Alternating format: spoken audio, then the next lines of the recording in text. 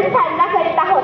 सर्वप्रथम स्वातंत्र्यासाठी प्राणाची आहुती देणारे वंदनीय क्रांतिकारी, संविधान निर्माते आणि आपल्या प्राणाहून प्रिय अशा मातृभूमीला वंदन करून मी आर्य गोविंद म्हणून माझ्या भाषणाला सुरुवात करते।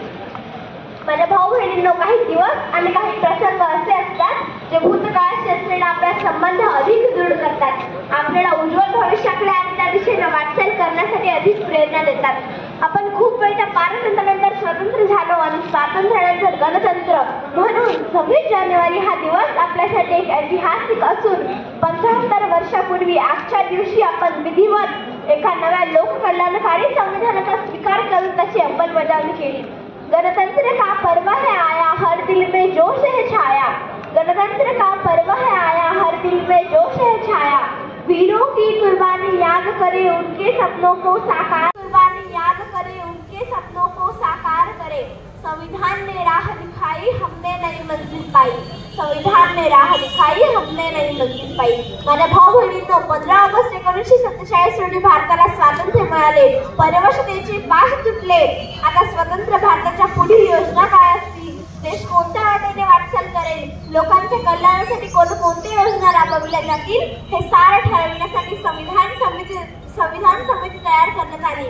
आदरणीय डॉक्टर बाबासाहेब आंबेडकर हे मसुदा समितीचे अध्यक्ष होते।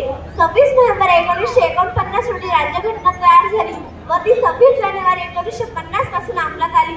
आम्ही भारताचे लोक भारताचे एक सार्वभौम, समाजवादी, धर्मनिरपेक्ष, लोकशाही गणराज्य घडविण्यासाठी आज ही राज्यघटना अंगीकृत, अधिनियमित आणि आत्मार्पित करीत आहोत। या प्रस्तावनेने सुरू होणाऱ्या भारताच्या महान राज्यघटनेद्वारे गुलामगिरीच्या शृंखला झुगारून भारत देश एक सार्वभौम प्रजासत्ताक देश म्हणून उदयास आला आणि एका नव्या पर्वाचा आरंभ झाला।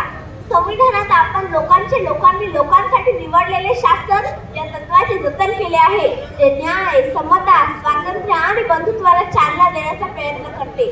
संपूर्ण जगामध्ये हे एक प्रदीर्घ आणि लिखित संविधान असून हा भारताचा एक सर्वोच्च कायदा आहे। हा आपल्या मूलभूत हक्कांचा आणि कर्तव्यांचा आराखडा आहे, जे शासकीय संस्थांच्या संरचना, कार्यपद्धती आणि शक्ती प्रस्थापित करते। मूलभूत कर्तव्य सर्व नागरिकांना संविधानासह भारताच्या राष्ट्रीय चिन्हाचा आदर करणे, त्यांच्या वारसांचे रक्षण करणे, त्यांची संमिश्र संस्कृती जतन करणे आणि त्यांच्या संरक्षणास सहाय्य करण्यासाठी बाध्य करते।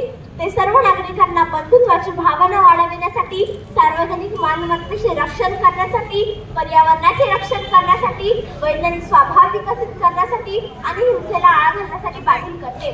माझ्या भाऊ बहिणींनो, स्वातंत्र्यापासून ते आजपर्यंतचा आपला संघर्षमयी प्रवास पाहता आपल्या प्रजासत्ताक राष्ट्राने खूप काही प्रगती केली आहे।